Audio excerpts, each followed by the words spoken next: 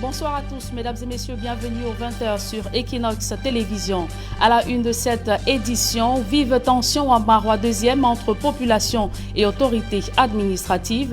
Les maisons d'habitation des victimes ont été détruites pour faute de titres fonciers sur la parcelle querellée. Que cachent les accusations non fondées de corruption et de blanchiment de capitaux contre la filiale Afriland First Bank Congo? Deux ex-employés ont saisi des ONG et la presse pour dénoncer ces supposées pratiques. Pourtant, ces anciens agents de la banque ont été condamnés à mort par la justice congolaise pour faux et usage de faux en écriture comptable. Voilà pour le sommaire.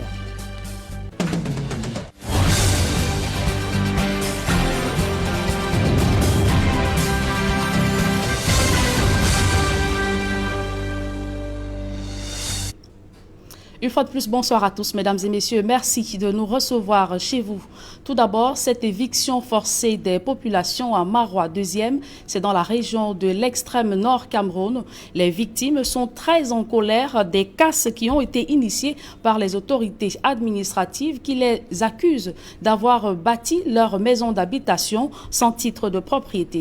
On voit tout cela dans ce reportage d'Amadou Dairou et Kedjara.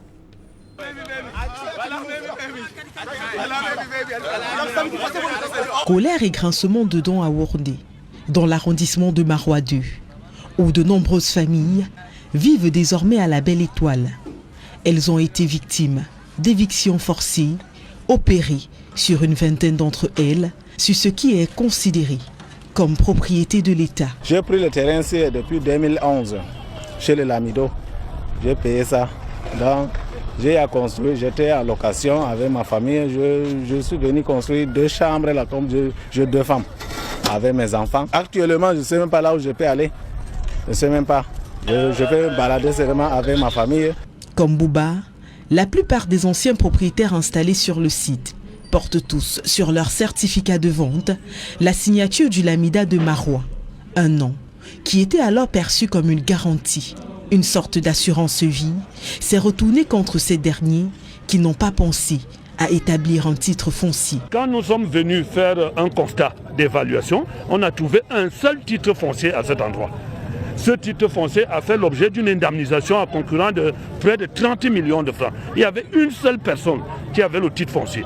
Et cette personne a déjà été indemnisée. Donc toutes les personnes qui sont venues s'implanter ici sont dans la pure et simple illégalité. Si les déguerpissements arrivent en un moment où les populations de la localité font face à de grosses difficultés, ils représentent néanmoins la première étape des travaux de construction d'une centrale photovoltaïque dont le rôle sera de venir renforcer la production énergétique de l'entreprise en charge de la distribution de l'énergie électrique au Cameroun. Il n'est un secret pour personne que le pays connaît en ce moment des sérieux problèmes d'alimentation, de distribution de l'énergie électrique, et particulièrement la zone du Grand Nord, qu'on appelle le réseau interconnecté Nord. Et l'endroit où nous nous trouvons a fait l'objet d'une déclaration d'utilité publique. Ça veut dire que cet endroit a été requis pour être mis à la disposition des NEO afin de construire une centrale photovoltaïque. En plus de la centrale, le terrain qui s'étale sur 2,5 hectares accueillera également les locaux de la CNPS, la sous-préfecture de Marois 2, la brigade de recherche, ainsi que plusieurs autres structures nécessaires au fonctionnement administratif de la ville. Parlons éducation à présent. Une terminale bilingue spéciale pour les 14 élèves du lycée bilingue de Kribi exclus pour pratique de pornographie. C'est la principale mesure du ministre des Enseignements secondaires, le professeur Nalova Lyonga, visant à accompagner ces apprenants qui avaient été sanctionnés par le conseil de discipline. Joseph Abenabena pour plus de précisions. Le lancement national des journées portes ouvertes, motif du déplacement de Madame le ministre des Enseignements secondaires à Kribi, est pratiquement englouti dans l'affaire des 14 élèves exclus du lycée bilingue de Kribi pour avoir tourné un film pornographique au sein de l'établissement. Elle en parle ici dans son discours liminaire. But I am not a minister in order to send children out of school. I'm a minister to bring children in.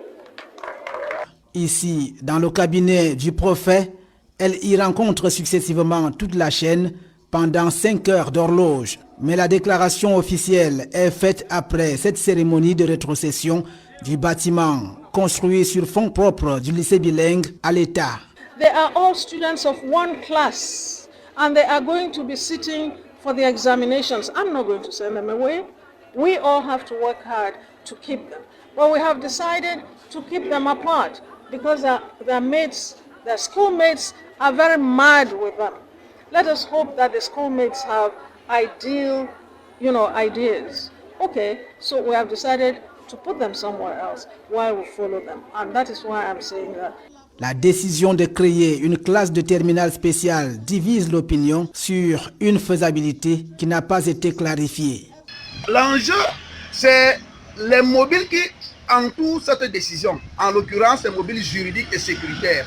Sur le plan juridique, quel est le statut véritablement juridique de ces élèves?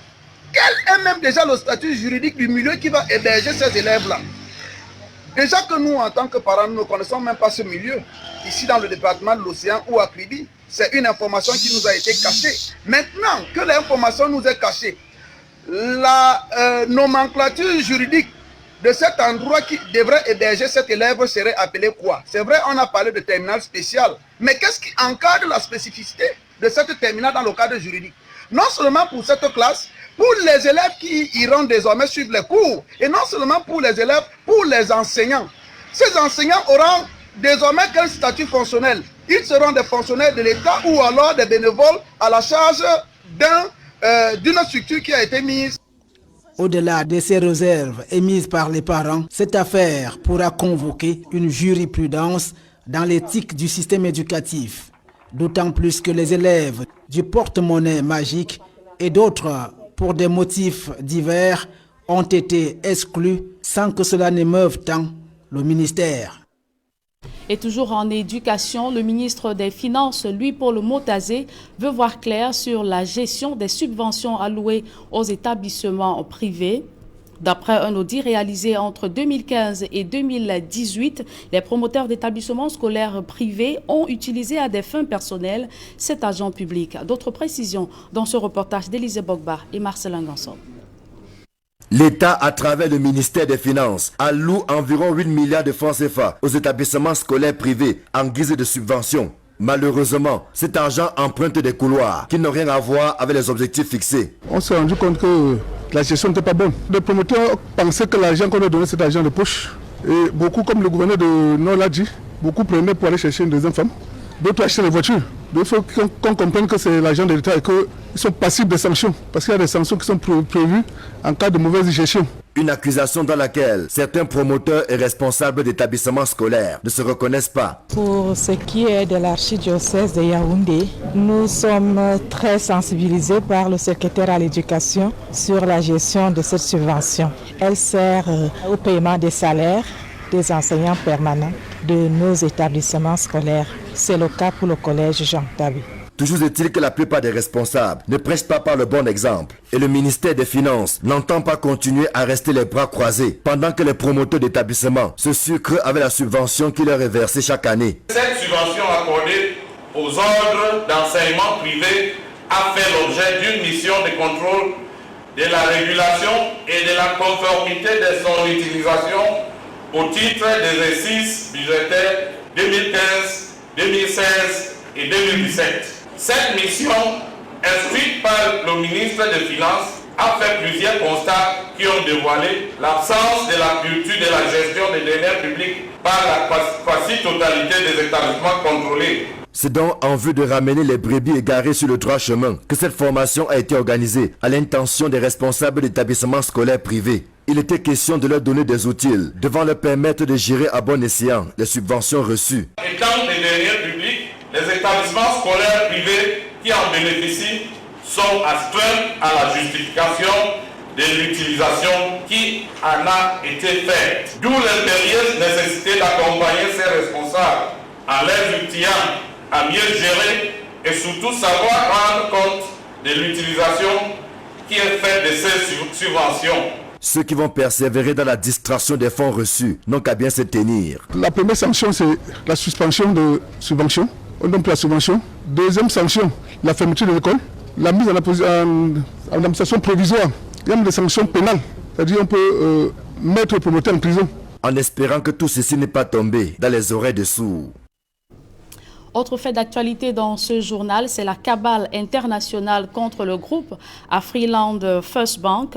2 anciens employés de la filiale Congo-Kinshasa accusent leurs dirigeants de complicité, de corruption et de blanchiment de capitaux en intelligence avec l'homme d'affaires israélien Dan Gretler, opérant dans l'achat et la revente des contrats miniers.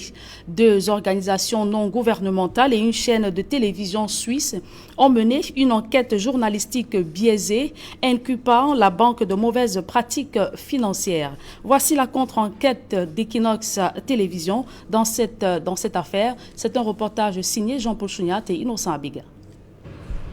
Le prétendu scandale qui serait survenu à sa filiale de Kinshasa en République démocratique du Congo est en un point douté la plus grosse cabale contre le groupe bancaire camerounais, Afriland First Bank. Nous vous proposons maintenant une enquête exceptionnelle, une enquête sur une banque supposée avoir son siège à Neuchâtel et qui serait au centre d'un gigantesque scandale de corruption. Dans ce reportage diffusé sur la radio-télévision suisse RTS, 2 citoyens congolais, Nevi Malela et Coco Gradi, anciens employés de la banque, accusent la filiale de Kinshasa de corruption et blanchiment d'argent.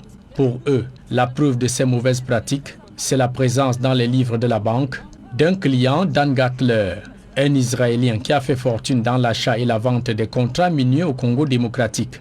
Recruté en 2009, voici l'informaticien congolais qui déclenche ce supposé scandale après sa fuite inattendue à l'étranger.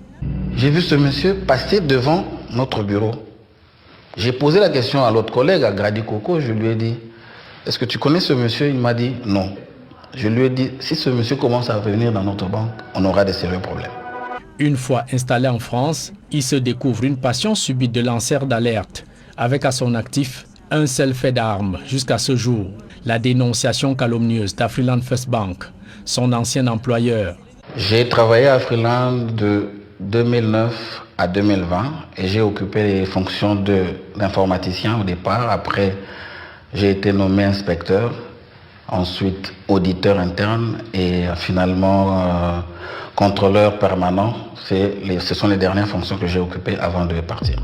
Mais ce que Nevi Malela, le supposé patriote de son pays, ne révèle pas à la journaliste Cécile Triantien, c'est justement que son complice Coco Grady et lui étaient sous le coup d'une enquête lancée par la banque et c'est voyant venir les représailles de leur forfait de détournement qu'ils fuient la RDC pour se réfugier en France.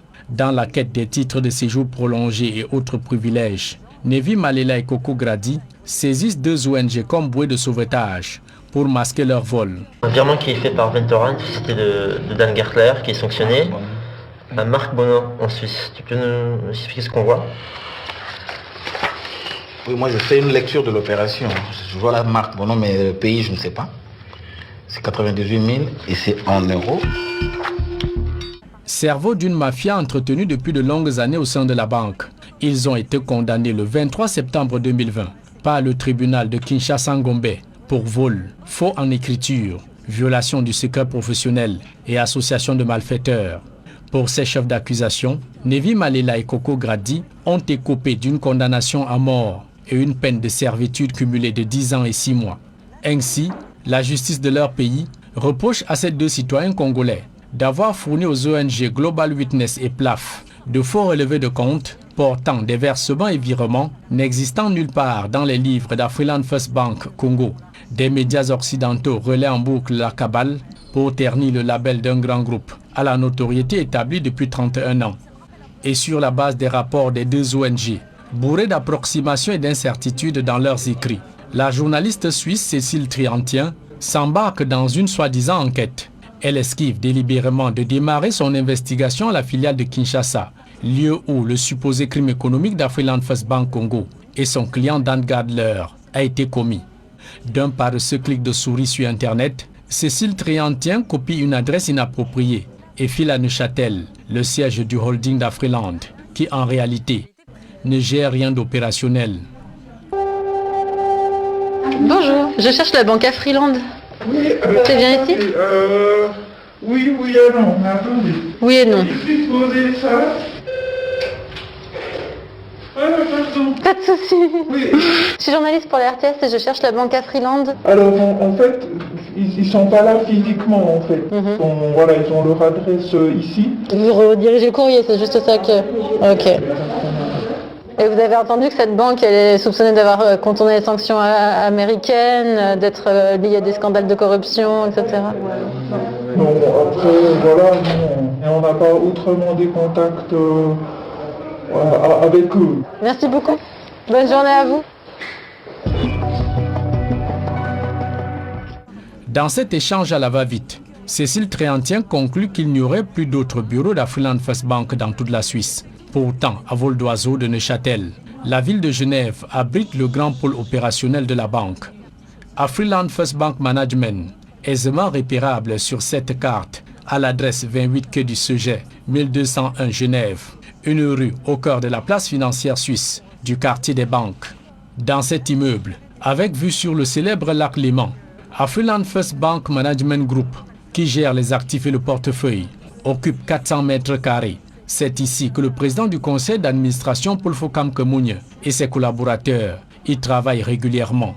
Au regard de tous ces éléments empiriques, comment ce plan de situation a pu échapper à la curiosité journalistique de Cécile Tréantien, si ce n'est une mauvaise foi caractérisée? La journaliste d'investigation affirme même avoir contacté le top management de Afriland First Bank sans toutefois présenter la copie originale de son protocole d'interview, déclarant que Jean-Paul Camdem, le vice-président exécutif du groupe, lui aurait opposé une fin de non-recevoir dans un message transcrit sur votre écran. Poursuivant sa démonstration questionnable, la journaliste exhibe de banals relevés de comptes bancaires, preuve irréfutable d'une collusion de corruption et blanchiment d'argent qui existerait entre Afriland First Bank Kinshasa et son client Dan Gatler, qui n'est même pas actionnaire de la banque. Cécile Tréantien raconte tout, sans démontrer le moindre lien incestueux entre la banque et son client. En images grâce à ce logiciel présent dans toutes les banques. Stéphane Offert est expert en prévention de la criminalité économique. Pour ses clients, il effectue quotidiennement des contrôles anti-blanchiment sur cette base de données. Alors on lui a demandé de faire un petit test. Ici, on voit qu'on a une personne physique qui répond au nom de Dan Gertler avec sa date de naissance, un pays. Et quand on va regarder le détail, ici, on voit déjà il y a un chapitre sur l'OFAC, donc il est vraiment visé de lui à titre personnel. On soupçonne cette personne d'avoir participé à un schéma de corruption avec des officiels du Congo. Le service compliance de la banque ou le conseiller compliance de la banque va dire à la direction: n'ouvrez pas de compte avec cette personne, n'entrez pas en relation avec cette personne. Maintenant, s'il s'agit d'une transaction en dollars US, on a un problème et il va falloir empêcher ou bloquer la transaction. Et si ce n'est pas des dollars, mais des euros, des francs suisses? La réponse est la même. Elle refuse surtout de relever avec force qu'au signalement des sanctions américaines sur Dan Gatler, Afriland First Bank a déclenché immédiatement les structures de compliance interne de la filiale du Congo et Afriland First Bank Group, qui a abouti au gel des comptes de Dan Gatler jusqu'à ce jour, attendant la décision ultime, a confié un cadre de la banque à Equinox Télévision. Autre vérité que la journaliste d'investigation ne dit pas, c'est que Dan Gatler est propriétaire de nombreux comptes dans d'autres banques de premier ordre dans la même ville de Kinshasa. Dans sa démarche, Cécile Tréantien n'a même pas interrogé les structures de régulation nationale et sous-régionale, ni la Banque centrale du Congo, encore moins le CNRF, la cellule nationale de renseignement financier, et même pas la justice congolaise, qui n'ont rien vu de louche dans les activités d'Afriland First Bank Congo. Par-dessus tout, comment toutes ces supposées transactions financières ont pu échapper à la vigilance de TRACFIN, le gendarme des mouvements de flux financiers dans toute l'Europe. Donc vous avez essayé d'alerter à plusieurs reprises? À plusieurs reprises, parce qu'il y a des rapports qui ont été rédigés. Il n'y a eu aucune réaction de la direction générale, ce qui nous a poussé à commencer à douter un peu. Donc voilà, c'est un réseau qui a été sournoisement implanté et qui a commencé à fonctionner. Et si même sourd d'oreille des dirigeants de la banque y aurait eu, pourquoi Nevi Malela et Coco Grady n'ont-ils pas, en tant qu'employés, saisi le procureur de la République, les autorités de régulation de leur pays et la puissante Agence nationale de renseignement, comme le prévoit la législation en République démocratique du Congo? Voilà autant de questions sans réponse qui montrent bien qu'Afriland First Bank Group est dans le viseur des grands groupes occidentaux qui n'entendent pas voir des entrepreneurs africains comme Dr Paul Fokam Kemounié, Aliko Dangote, Patrice Motsepe et bien d'autres venir jouer dans la cour des grands, des domaines tels que les télécommunications, les cimenteries, la finance, un espace considéré comme leur chasse gardée pour leur main basse sur les richesses de l'Afrique. L'enjeu ici étant de maintenir l'Afrique dans la pauvreté, contrairement aux fils du continent qui créent de la richesse pour tous, à l'instar de la mutuelle financière des femmes africaines MUFA qui vient d'être inaugurée à Kinshasa sous le parrainage d'Afriland First Bank Congo, dont le directeur général d'origine camerounaise, Souaïbou Abari, dirige des mains de maître depuis plusieurs années. Afriland First Bank Group, comme bien d'autres groupes panafricains, s'inscrivent résolument dans la dynamique Africa for Us, by Us. Et voilà qui est donc clair dans cette affaire de supposée corruption et blanchiment de capitaux des leaders du groupe Afriland First Bank, filiale Congo. Intéressons-nous à présent au traitement discriminatoire des malades de l'opération Épervier. Les hommes politiques accusent le pouvoir d'accorder des évacuations sanitaires à certains malades et pas à d'autres. Ils se sont exprimés au cours de l'émission Droit de réponse. On voit tout cela dans ce reportage de Flavien Valondogo. Acteurs politiques de l'opposition au Cameroun peinent à digérer le traitement qu'ils qualifient d'inhumain infligé à certains détenus de l'opération Épervier ainsi que ceux de la crise post-électorale. Le premier degré de civilité d'une nation, c'est l'état de ses prisons. Je parle également des droits des prisonniers. Il n'est pas concevable qu'un malade couché sur son lit soit enchaîné comme un bandit. Le militant du Social Democratic Front qui se prononce ici rejoint l'avis de celui du mouvement pour la renaissance du Cameroun et alliés, qui ajoute que des interpellations des civils, parfois fantaisistes, motivent le phénomène de surpopulation carcérale, d'où la promiscuité constatée en ces lieux. Mais les prisons sont de plus en plus pleines de monde. Et c'est cette promiscuité qui est à l'origine de la plupart des pathologies qui tuent les prisonniers. Il y en a qui deviennent fous, qui ont atteint le niveau de démence, qui sont enchaînés, mais qui sont négligés. On n'arrive pas à leur donner la possibilité ou la liberté de se soigner. Condamnés à tort ou à raison, en santé ou malades, des pensionnaires des maisons d'arrêt au Cameroun subissent pour la plupart des cas des traitements hors normes. On a vu les prisonniers de la crise anglophone qui sont camerounais être enchaînés sur des lits d'hôpitaux avec un physique de squelette. C'est-à-dire que quelqu'un est en train de mourir, il est sous perfusion, mais il est enchaîné pieds et mains. C'est inhumain. Le Cameroun montre un visage hideux au monde entier. Ce triste visage n'est pas de nature à honorer le pays hors de nos frontières. À côté des détenus de l'opération Épervier et ceux de la crise dite anglophone, des prévenus des marches de contestation de l'opposition sont aussi victimes des mauvaises conditions. La question de l'évacuation sanitaire, dont la décision émane de la haute hiérarchie du pays, profite à certains détenus au détriment des autres prisonniers malades. Et le professeur Gervais Mendozi en fait partie. Polémique, parlons santé à présent. Polémique autour du vaccin contre le Covid-19. Des médecins camerounais invitent leurs concitoyens à surmonter leur peur et à se faire vacciner. Réunis à Yaoundé, le président de l'Ordre national des médecins a présenté le vaccin comme étant la seule arme efficace face à la progression du vaccin. D'autres précisions dans ce reportage de Nadine Yambo. Face aux dégâts provoqués par la pandémie de coronavirus sur le territoire camerounais, la plateforme des ordres de professionnels de santé préconise la vaccination comme étant l'unique rempart pour lutter efficacement contre le virus. Et ceci en dépit des réticences de certains Camerounais. Le vaccin est un médicament, comme un autre. Et ce vaccin semble aujourd'hui la réponse la plus importante, la plus adéquate. Ça, il faut l'expliquer aux populations. Il y en a qui sont réticents, c'est vrai, mais ceux qui veulent se faire vacciner doivent avoir accès à ce vaccin-là. Soulignant le caractère volontaire de la vaccination, la plateforme des ordres de professionnels de santé réunis à Yaoundé appelle le gouvernement à ne pas perdre de vue les cas isolés qui pourraient mettre en danger la vie de certains citoyens. Si à l'heure actuelle, aucun vaccin n'a encore été validé au Cameroun, ces médecins affirment être en possession d'1 millier de doses du vaccin Johnson & Johnson et Sputnik Virus, essentiellement destiné au corps médical, en première ligne dans la bataille contre cette pandémie mondiale. Les centres de prise en charge à travers le pays sont invités à communiquer les noms des agents de santé les plus exposés et devant bénéficier prioritairement du vaccin.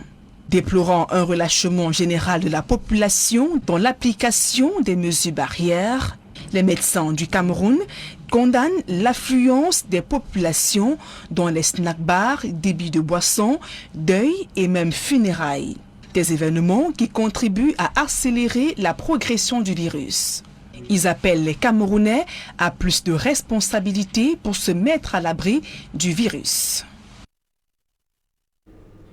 À l'étranger, ce jour est férié en Centrafrique en raison de la commémoration du décès du père fondateur de cette nation, un événement qui a permis au président Faustin Archange Touadéra d'appeler à l'unité et la cohésion sociale. On voit tout cela dans ce reportage de nos envoyés spéciaux, Cédric Noufélé et Eric Watat. Les premiers rayons de soleil illuminent la capitale centrafricaine Bangui en ce jour spécial dans la vie de cette nation prise dans l'étau des crises sécuritaires, placée en état d'urgence à peine sortie d'une élection présidentielle. Des Centrafricains se sont mobilisés ici aux côtés de leur chef d'État, le professeur Faustin Archange Touadéra, pour commémorer la disparition du père fondateur de leur nation. Artisan de l'indépendance de la nouvelle République centrafricaine et fervent défenseur de l'émancipation de l'Afrique noire, les valeurs sociales et les combats nationalistes de Barthélemy Boganda continuent d'être entretenus dans la mémoire collective à travers cette cérémonie d'hommage organisée dans le 1er arrondissement de Bangui. Le chef de l'État centrafricain, le professeur Faustin Archange Touadéra, réélu à la tête du pays, s'incline devant la statue d'un illustre homme d'État et invite les populations à s'approprier son héritage politique.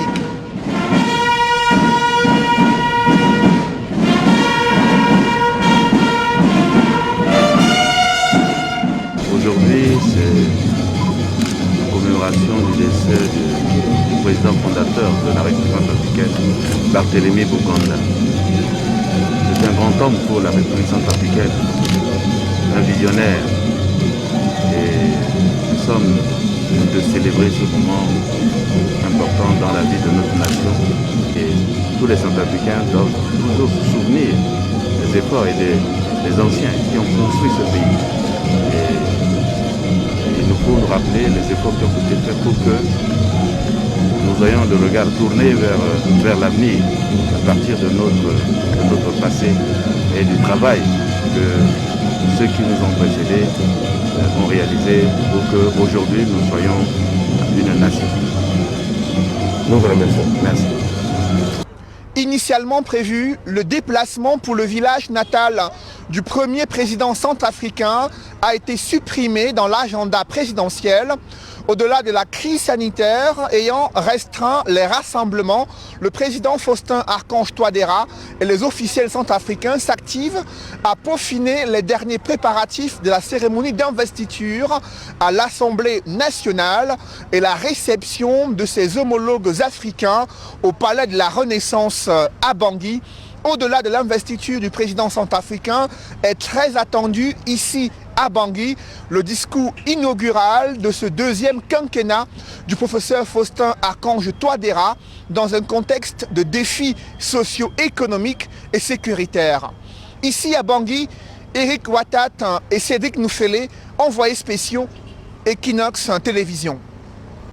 Et vous l'avez suivi dans le reportage de Cédric Noufélé. Le Premier ministre Chief Joseph John Gouté représentera le chef de l'État Paul Biya à la cérémonie de prestation de serment du président élu, le professeur Faustin Archange Touadéra, demain mardi 31. Demain mardi, il a été accueilli cet après-midi par son homologue centrafricain Carlos Minoué et Serge-Alain Otto. Aéroport international de Bangui Mpoko, ici se joue le premier acte de la visite officielle du Premier ministre chef du gouvernement en terre centrafricaine à l'occasion de la cérémonie d'investiture du président réélu centrafricain Faustin Archange Touadéra. Et pour représenter le président Paul Biya à cette cérémonie, c'est le Premier ministre chef du gouvernement, Chief Dr Joseph John Gouté, qui derrière moi, vous pouvez l'apercevoir dans le vol Camerco. Le Premier ministre Chief Dr Joseph John Gouté, que vous pouvez apercevoir, il est là, accompagné de son homologue centrafricain, entouré, bien entouré, il faut le dire, des éléments des forces armées centrafricaines et des casques bleus rwandais, ainsi que des tireurs d'élite russes. Le Premier ministre chef du gouvernement, représentant personnel du chef de l'État, est en République centrafricaine. Je suis désigné pour assurer votre sécurité. Commandant Azeri, à vos ordres. Programme un peu surchargé pour le Premier ministre qui doit recevoir la forte colonie camerounaise installée en République centrafricaine. Nous sommes tellement contents parce que si le Premier ministre, chef de gouvernement, se déplace personnellement pour l'investiture de son Excellence Faustin Archange Touadéra, chef de l'État, nos frères savent au moins qu'entre le Cameroun et la RCA, il y a une très grande solidarité. Si le président Paul Biya n'a pas pu venir et que son émissaire est là, vraiment c'est toujours la continuité. Et que cette continuité puisse toujours cimenter cette relation de la sous-région. Nous sommes exactement à la résidence de l'ambassadeur du Cameroun en République centrafricaine où va se jouer l'acte 2 de la visite du Chief Dr Joseph John Gouté, Premier ministre chef du gouvernement du Cameroun en République centrafricaine, à l'occasion de la cérémonie d'investiture du président Faustin Archange Touadéra pour son second mandat. Là-dedans, le Premier ministre va recevoir l'immense communauté camerounaise installée ici en République centrafricaine avant demain la cérémonie d'investiture proprement dite à l'Assemblée nationale, où nous serons également tous les envoyés spéciaux Equinox Télévision, à savoir Carlos Minoué, Eric Watat, Cédric Noufélé et Serge-Alain Otto. Equinox Télévision, Bangui. Toujours à l'étranger, une attaque djihadiste perpétrée dans la localité de Palma au Mozambique a fait plusieurs morts. Une situation quasi similaire à celle vécue en Côte d'Ivoire. Cependant, à Madagascar, un deuil national a été décrété en la mémoire de Didier Ratsiraka. La mouture internationale, c'est dans ce reportage que signe Gladys Sidi. On compte des dizaines de morts et plus d'une centaine de personnes disparues après l'attaque djihadiste au Mozambique. Le groupe Al-Shabaab a pris le contrôle de la ville de Palma, dans le nord du pays, après plusieurs jours d'affrontements avec l'armée.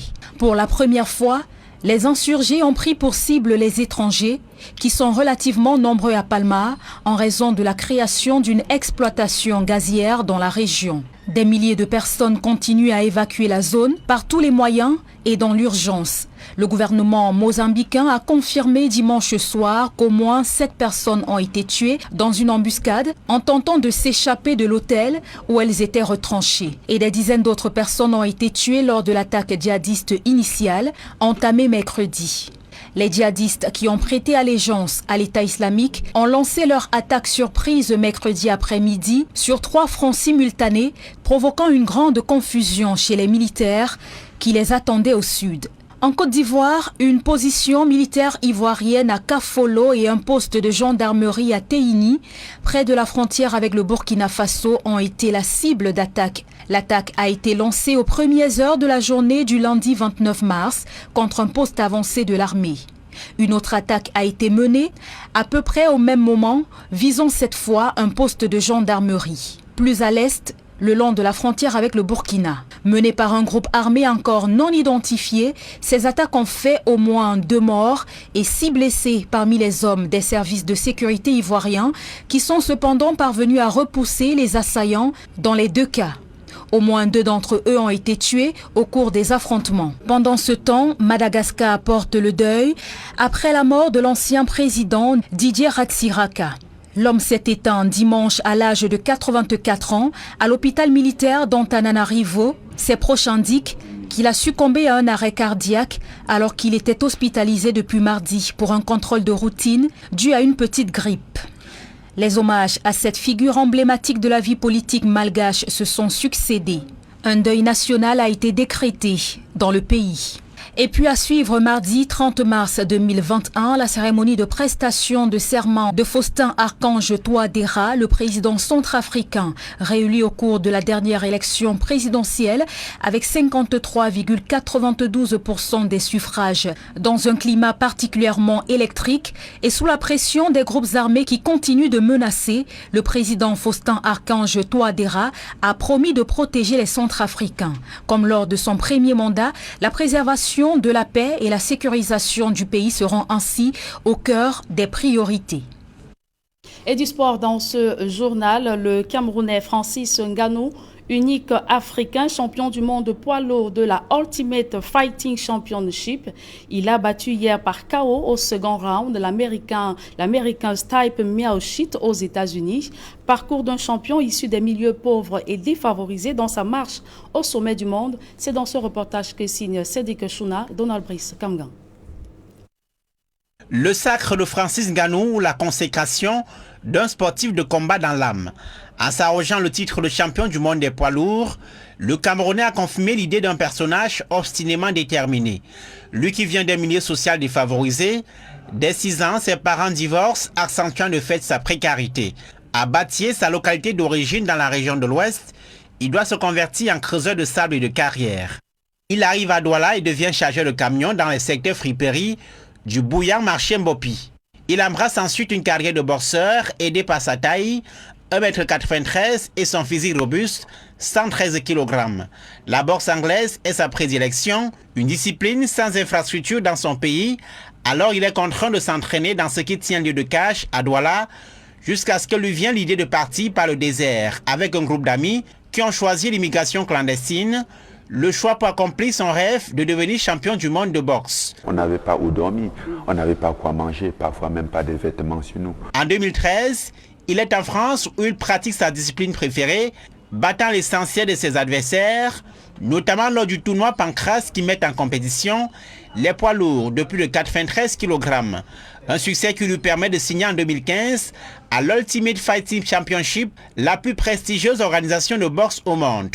Avec 16 victoires pour 3 défaites, Francis Ngannou est devenu le seul Africain à s'adjuger le titre de champion du monde des poids lourds.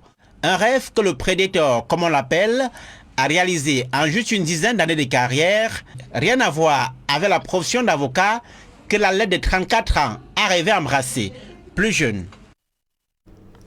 Toujours en sport, Coupe d'Afrique des Nations de handball, le Cameroun abritera la 24e édition du 10 au 21 juin prochain. C'est le président de la Confédération africaine de handball qui l'a annoncé. En séjour au Cameroun, le docteur Mansourou va visiter les infrastructures devant abriter cette compétition. Joël Essengé et Aïk Cyril.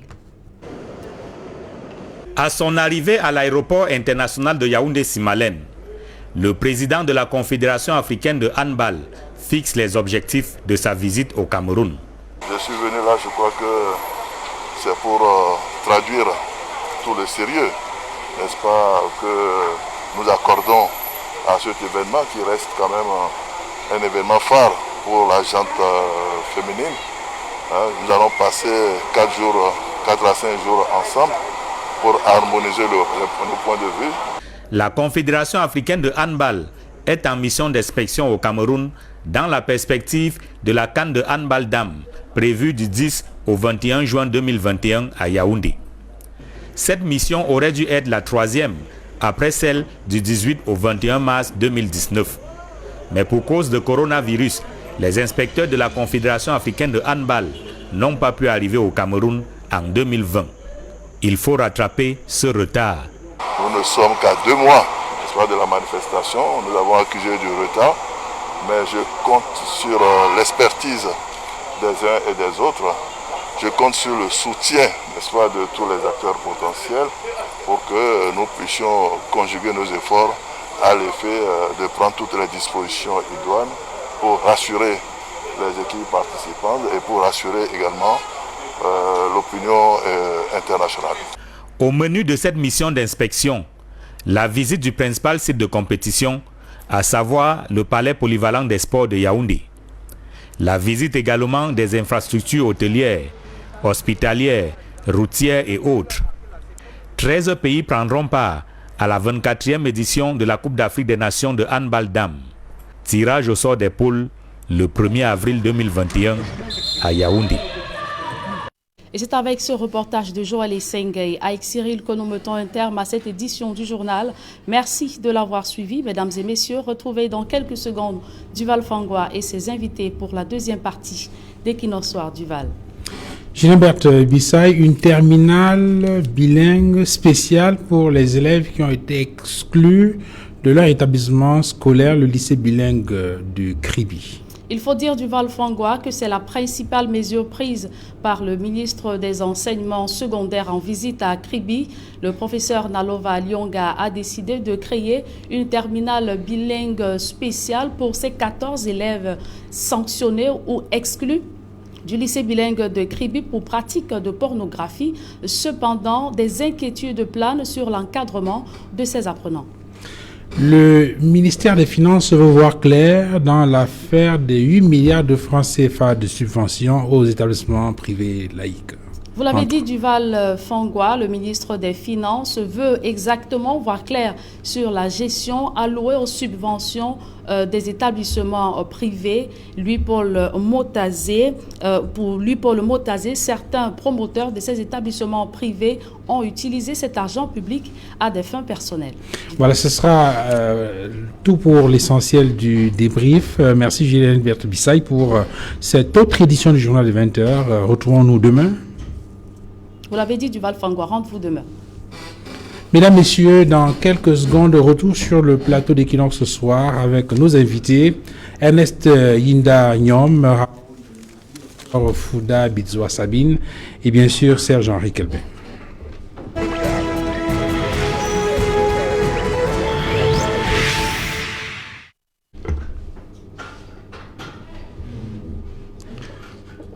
Retour donc sur le plateau d'Equinoxe soir. Docteur Fouda, avant le début du journal, on évoquait donc ces solutions qu'il faut envisager pour définitivement mettre un terme à ces dérives qui sont observées au sein des établissements scolaires. Oui, effectivement, j'étais en train d'établir les responsabilités. D'abord pour recadrer et dire qu'en réalité, nous ne pouvons pas condamner les décisions qui ont été prises, que ce soit dans le sens de l'exclusion de ces enfants.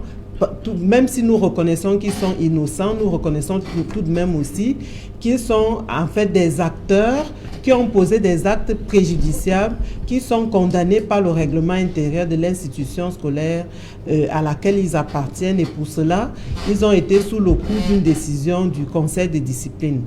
Et parallèlement, ce n'est pas pour autant, c'est-à-dire autant nous condamnons cet acte, ils sont déjà punis pour ça, autant la société a besoin de les sauver, si je peux utiliser ça entre guillemets, de les sauver, de sauver leur année et de pouvoir leur donner l'occasion de se racheter en tant que telle. Cette terminale spéciale bilingue a été créée et c'était déjà une bonne solution.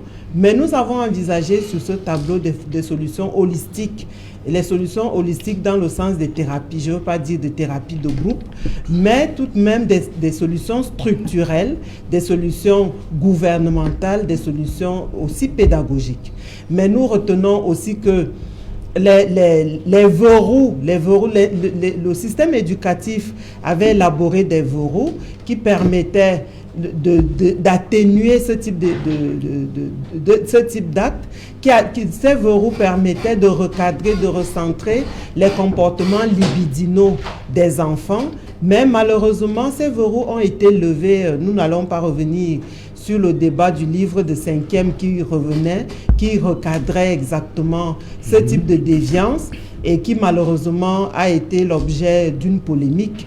Mais au point où finalement le livre a été retiré. Au point où la leçon a été retirée du livre, enfin le livre a été retiré exactement. Et je pense que ce type d'action ce sont des actions très importantes qui permettent d'expliquer le problème que nous vivons aujourd'hui avec la dérive des enfants qui se laissent aller à des pratiques hors normes sur le plan, tout au moins des normes sociales de référence, sur le plan des normes, de la réglementation en vigueur dans leur milieu. Alors, vous avez parlé des responsabilités. On a bien vu qu'avec les parents, par exemple, du lycée de Kribi, ils estiment qu'il y a un problème qu'il faut régler. Ils parlent notamment du statut juridique de cette classe-là qui va être créée. Ils ne comprennent pas. Ils estiment que c'est un problème. En réalité, les parents, effectivement, nous l'avons vu, s'interrogent sur le statut juridique. Il y a lieu de dire que, je ne sais pas, les parents font un peu de la cachotterie d'Autriche.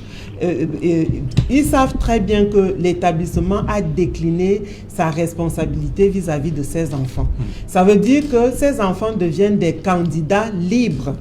Des candidats libres, on aurait dû les remettre à leurs parents pour que leurs parents s'arrangent à terminer leur année. Mais je crois que la décision que prend Madame le ministre est une décision politique qui permet tout de même de sauver ce qu'il y a d'essentiel. Au-delà, même si nous avons des prisons dans nos villes, mais ces prisonniers au sein de ces prisons restent d'abord des citoyens camerounais. Et c'est en cela que le ministre décide d'accorder une chance à ses élèves dans cette classe spéciale. Donc, il ne faut pas que les parents en demandent trop. Alors, il ne faut pas que les parents en demandent trop. Moi, à la place des parents, je saluerais d'abord la décision de l'autorité de tutelle et je ferai confiance à la sagesse de cette autorité. Nous avons dit ici que la décision a été prise au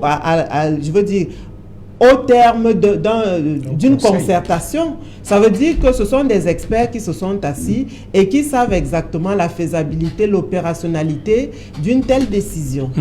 Mais la préoccupation des parents, quand même, ça peut paraître fondé. Hein. C'est Jean-Yves Kelbé, se demande. Alors, il y a des enseignants qui ont été mobilisés, comme dit le texte du ministre, pour aller faire cours là-bas. C'est quoi? C'est les vacations, c'est le bénévolat. Et ces enfants-là, le statut, ça va être quoi? Parce qu'il faut bien qu'on sache, hein, s'il y a un cas d'accident, est-ce que c'est l'assurance, est-ce que c'est pas l'assurance? Bref, il y a quand même un certain nombre de préoccupations qui amènent les parents à se poser des questions. Duval, on ne peut pas se mettre dans une situation où on exclut, n'est-ce pas, que la décision de Madame le ministre n'était pas la décision adéquate.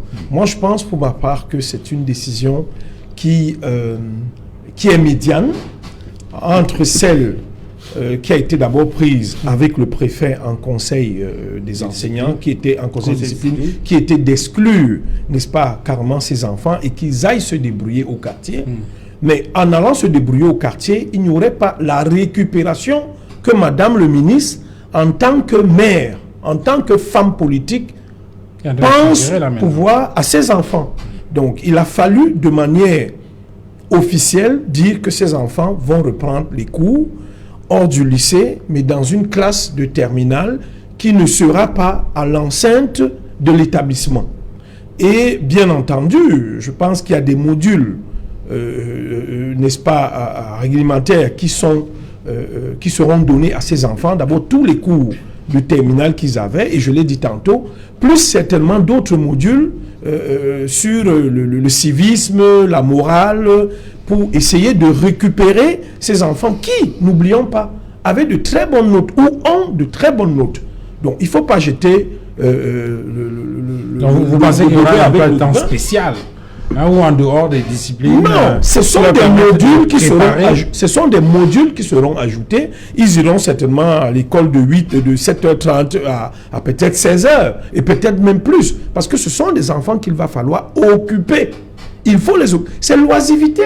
Quand les enfants trouvent des failles, ils vont errer, ils vont faire ce qu'on appelait l'école buissonnière. Au lieu d'aller à l'école, ils vont cueillir des mangues, ils vont errer dans des bars. On le voit ici dans les grandes villes. Et donc, Kribi étant une ville touristique, comme vous l'avez vu, on a parlé beaucoup de la Thaïlande, de l'Indonésie, où il y a eu un tsunami. Tout le tourisme sexuel dans ces villes côtières, bannières, est vraiment est un risque pour ces enfants. Et ces enfants sont exposés à tous ces risques. Il va donc falloir qu'ils soient interpellés ou alors conscientisés sur le fait qu'une ville comme Kribi, on peut tout trouver. Tout trouver. Et c'est dans le même lycée que parfois on a trouvé des enfants qui sont morts par noyade à des heures de classe. Au lieu d'aller à l'école, ils étaient au bord de la plage qui est juste en face du lycée et qui se sont fait appeler par les autres. Avant cela, il y a l'affaire du porte-monnaie magique. Voilà, dans le même lycée. tout à fait. Alors, Ernest Yinda, dans le journal, on a également suivi cette actualité en rapport avec les subventions des établissements privés, laïcs et confessionnels, je suppose. Hein. Oui. Le MINFI cherche les traces de 8 milliards de francs CFA accordés à ces établissements scolaires. Je crois que si le MINFI fait bien son travail, et on dit 5 ans, 5 ans c'est même peu, hein, parce que je suis enseignant depuis des années, si on remonte déjà depuis au moins 15 ans, beaucoup d'établissements vont fermer, parce que les promoteurs d'établissements ne sont pas sérieux. J'ai vu, je vous dis, parce que j'ai entendu. On a dit certains, parce qu'on est poli, je dis ne sont pas sérieux, ils ne sont pas sérieux, je dis pas certains. Comment? Quand on envoie les subventions, ils écrivent vos noms là, ils cachent, ils couvrent là, on vous dit signer. Vous signez pourquoi? Et comme il y a la précarité du travail... Là, vous parlez de l'établissement scolaire. Oui, l'établissement scolaire. Alors, on demande aux enseignants de venir signer. De venir signer. Ils signent ce qu'ils ne savent même pas et qu'ils n'ont même pas touché. Je vous dis que si on fait nous dit sérieux... Non, monsieur, vous faites un peu confusion. Les subventions ne sont pas données comme supplément des salaires. Les subventions sont données pour peut-être des adductions de points d'eau, pour des lacunes. Ce n'est pas ça, ce n'est pas ça. Mais c'est à ça que c'est les subventions. C'est moi qui ai la parole, je vais parler. Les subventions, ce n'est pas pour ce dont vous parlez. Les subventions, c'est des rallonges pour les salaires des enseignants. Ça, je le dis parce que j'ai pris part à des réunions sérieuse à Yaoundé pour cela. Cette année, en tant que syndicaliste. Et cette année, j'étais à la réunion au début de l'année. Le mémorandum que donné pour le syndicat portait la mention des subventions qui n'arrivent pas au niveau des enseignants. Et j'ai mentionné cela. C'est déposé à Yaoundé. Donc quand le ministre vient dessus, c'est parce qu'on a fait des recoupements et on le sait. On ferait comme ailleurs dans d'autres pays, au Tchad, au Gabon. Et c'est vrai que quand le MINFI le dit, on fait un lien avec une opération qui a eu lieu ces jours-ci. Ces jours-ci, avec dans certains établissements scolaires, privés, effectivement, on a vu des inspecteurs descendre pour venir faire des contrôles dans ces qu'est-ce qu'on fait donc? On donne aux enseignants émargés depuis 10 ans, 5 ans, 8 ans. Vous émargez, vous ne savez pas pourquoi vous émargez. Et on vous demande, le promoteur vous dit, c'est mon établissement, vous n'avez rien à dire. Quand je fais constitution, vous n'étiez pas, ces subventions-là, ça me regarde. Et vous signez. Et pourtant, c'est les rallonges qu'on donne pour que les enseignants soient mieux. En fait, les pièces que ces enseignants signent, c'est pour permettre à ces promoteurs à justifier l'argent qu'ils ont reçu. Et pourtant, les enseignants n'ont pas touché un seul radis. Et ça, j'ai fait des enquêtes au niveau du syndicat pour voir si les enseignants ont souvent touché ces subventions et jamais de la vie. Ça, c'est une chose réelle et vraie. Mais quand vous parlez des enseignements privés laïcs, privés laïcs et privés confessionnels pour certains. Confessionnels aussi? Oui, il y en a. Moi, chez les religieux, là? Oui, il y en a. Donc, ça veut dire que si on fait une enquête sérieuse là-dessus, vous allez voir que beaucoup de promoteurs vont prendre la clé des tempêtes. Ça veut dire qu'ils vont quitter le Cameroun pour aller ailleurs. Mais à côté de cela, il y a un autre problème qui est le problème même de la répartition de ces subventions. Lorsqu'on regarde la clé, j'ai eu la possibilité de jeter un coup d'œil sur la répartition, la clé de répartition de ces... Mais les chiffres sont ahurissants. Parfois, vous avez, Serge-Henri Kelbé, à tout hasard, je ne vais pas de nom d'établissement, vous avez un établissement privé, laïque, qui n'apparaît nulle part dans le palmarès de l'Office du baccalauréat, qui est présenté comme une sorte de vitrine qui permet de voir quelles sont les meilleures établissements du Cameroun. Vous avez un collège qui n'apparaît nulle part là-bas, qui a 4 fois plus de subventions en termes de montant qu'un établissement scolaire qui est dans le top 5 dans ce palmarès-là. Et du coup, la question se pose, c'est sur la base de quoi on fait cette répartition d'argent? Le ministère est même dépassé par rapport à ça. Parce que la base, d'abord, c'est les SEDUC. C'est parce que l'expansion ne passe pas par l'établissement directement. Ça passe par les SEDUC. Il y a le SEDUC islamique, SEDUC catholique, SEDUC protestant. Mais qui fait la répartition? C'est le ministère qui fait la répartition sur la base de le SEDUC se charge juste... le SEDUC est comme un bietteur. Comme un bietteur. Et même qui propose aussi parfois, avant, c'est celui qui proposait l'établissement et qui devait recevoir les subventions. Tout à fait. Mais quand on a vu que c'était un peu biaisé... Donc quand la liste part de CEDUC, ça arrive à Yaoundé, les gens travaillent encore sur les listes. Et puis on renvoie. Et on a vu maintenant que les CEDUC sont un peu complaisants, tout ça. Ça a commencé à transiter par une cellule spécialisée dans les délégations départementales ou bien régionales. Voilà comment cela se passe. Et c'est des choses bien ficelées. Pour dire, comme vous venez de dire, j'ai pris part à la réunion l'année passée, ici à Douala, où certains venaient se plaindre. Mon financement ne figure pas. Pourquoi? Monsieur Séduc, non, si mon argent arrive, vous aurez 10%. C'est tout un marché. Donc, si le MINFI se met dans ce dossier, beaucoup de promoteurs vont fuir ce pays. Parce que les enseignants n'ont jamais rien eu de ce qu'ils envoyaient. Ça fait penser à l'histoire de la police, où selon certaines indiscrétions, lorsque tout le travail est fait par les techniciens, une fois que les listes arrivent au niveau de la délégation générale de la sécurité nationale, il y a des gens qui, dit-on, ne sont même pas forcément des policiers, qui tripatouillent. Et puis, par la suite, on se retrouve avec des gens qui étaient en retraite déjà, qui reviennent comme délégués régionaux. À l'extrême nord. Alors, Raoul Nemopi, toujours dans le cadre de cette subvention-là, il parle des assemblées privées, laïques et confessionnelles qui ont du mal à montrer patte blanche en ce qui concerne la gestion transparente de ces subventions. Au niveau du lycée, vous devez être des saints. En fait, la sainteté et la pureté ne sont pas de notre monde. Vous allez me permettre de faire une petite virgule parce que j'ai commencé un développement tout à l'heure avant que nous ne passions à autre chose.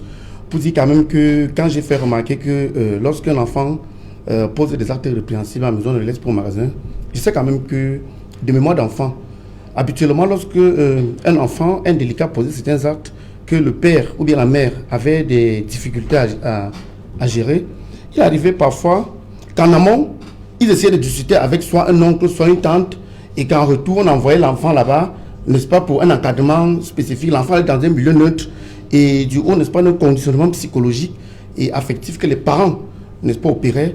L'enfant se trouvait rassuré et automatiquement revenait à des meilleurs sentiments.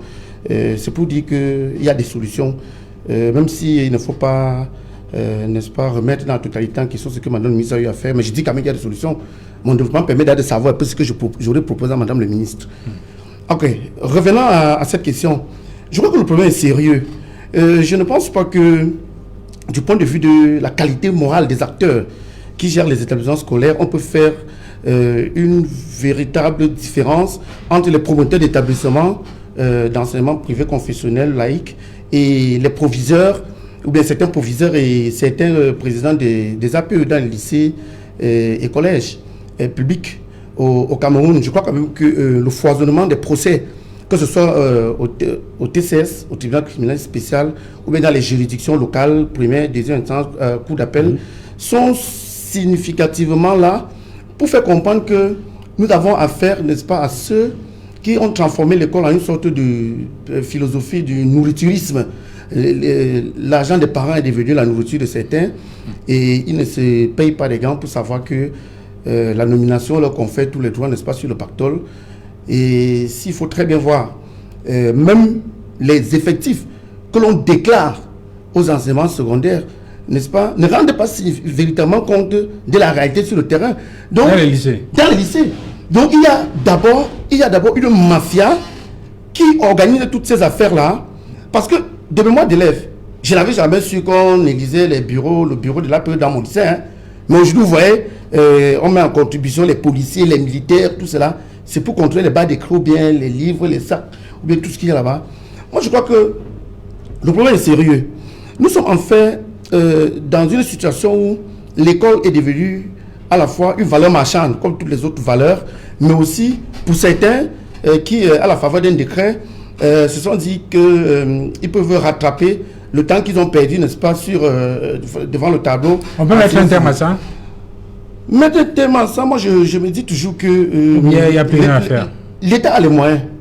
L'État a les moyens. On dit que l'État est un monstre froid. Moi, j'ai travaillé sur OPS. L'État est un monstre froid. Je crois que l'exemple doit venir du haut. Je crois que jusqu'à un passé récent, on se disait qu'il ne pouvait pas avoir une sorte, n'est-ce pas, d'harmonisation. Si on prend seulement le cas du livre, Mais on voit quand même les efforts que l'État a eu à faire, n'est-ce pas, pour harmoniser ces affaires-là. Et c'est dit que, bon, un livre, lorsqu'il est inscrit au programme, il doit passer 6 années. Vous voyez, l'État aussi peut se décider que nous allons harmoniser les frais d'APE. C'est aussi une solution. Et que nous allons laisser, avec la décentralisation, ces frais d'APE gérés peut-être par les structures locales. Ça peut être la mairie, ça peut être le super ou bien ceci. Pour qu'en vérité, nous n'ayons plus des vacataires à la merci ou bien à la solde des proviseurs, que nous ayons plutôt des enseignants communaux. C'est possible, il y a des situations comme ça. Mais on risque de déshabiller Saint-Pierre pour habiller Saint-Paul. Non, moi je ne crois pas. Moi je me dis, et je suis sérieux quand je vais dire ceci, je pense que si on arrive, n'est-ce pas, à une situation où que l'État mette le MINESEC, pour parler de cela, Nalova Lyonga, si on peut mettre à contribution des cabinets indépendants pour faire les audits de la manière dont l'argent de l'APE est géré, moi je suis que plusieurs n'iraient plus à Yaoundé pour négocier pour être proviseur. Parce que ce qui me motive et charrie, n'est-ce pas, ce genre de choses, c'est ce qui accompagne le décret de nomination. Chacun sait que une fois que je suis nommé proviseur, voilà ce que je vais faire ici au grand nombre des enseignants. Parce que quand on le dit simplement, je suis enseignant des lycées, moi j'étais formé à l'école normale supérieure, je comprends difficilement que nous sommes dans un milieu où certains croient qu'il y a l'école normale des proviseurs, qu'il y a l'école normale des censeurs, l'école normale des suivants généraux. Et qu'une fois sur le terrain, les autres sont délaissés pour compte et que certains, n'est-ce pas, se remplissent rapidement les poches comme si la cloche de la fin du monde devait sonner. Moi je dis et j'insiste, si on doit revenir à une république normale, il faut d'abord remettre le ballon au centre. Qu'on s'accorde ce qu'il faut entendre par l'école. Qu'on s'accorde sur la manière dont les contributions des parents peuvent, n'est-ce pas, impulser la qualité, n'est-ce pas, de la formation qu'on peut donner aux élèves et faciliter, n'est-ce pas, le bien-être des acteurs principaux que sont les enseignants. Et si cela n'est pas fait, je vous assure que les enseignants dans leur immense majorité, je ne vous trompe pas, est-ce que vous savez que les enseignants sont démotivés? Je ne vous dis pas que ça fait 1 an qu'on a corrigé le probatoire et qu'on n'a rien payé. Ils ne sont pas démotivés. Non, je dis dans la majorité. Ils ne sont pas démotivés. Ils sont démotivés. Puisque lorsqu'on reviendra avec les examens officiels, ils repartiront pour corriger et ils vont continuer à attendre. Donc, c'est comme si le problème se posait pas. Rien ne me suit. Je parle sur le compteur, n'est-ce pas? Non, chaque fois, ils ont agité. Chaque fois, ils ont agité le chiffon rouge. Chaque fois, ils ont fait ça et puis ils sont les premiers à suivre, à venir aux examens, donc ça n'arrivera pas, soyez rassurés. Pas toujours Merci. On sait de quoi on parle.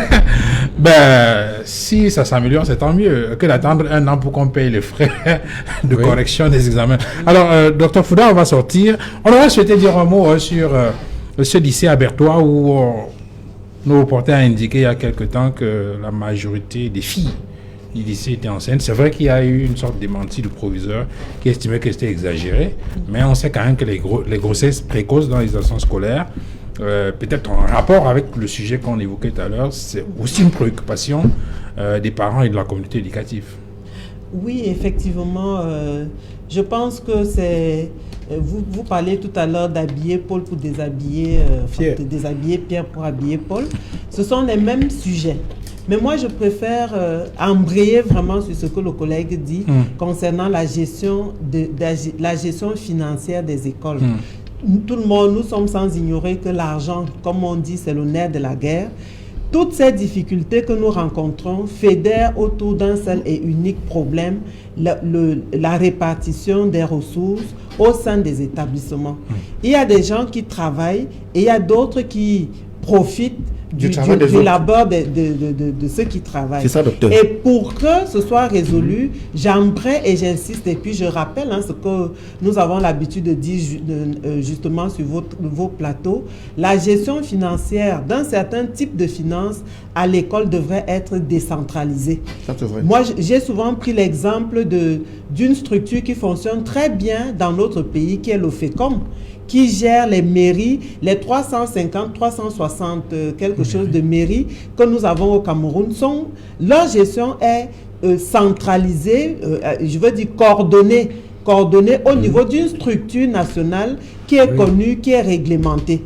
Je pense qu'il est temps que la sonnette d'alarme que lance le ministre des Finances sonne comme du glas dans la société, la communauté éducative, et que finalement le fonds de gestion de l'éducation soit créé au même titre qu'existe le FECOM.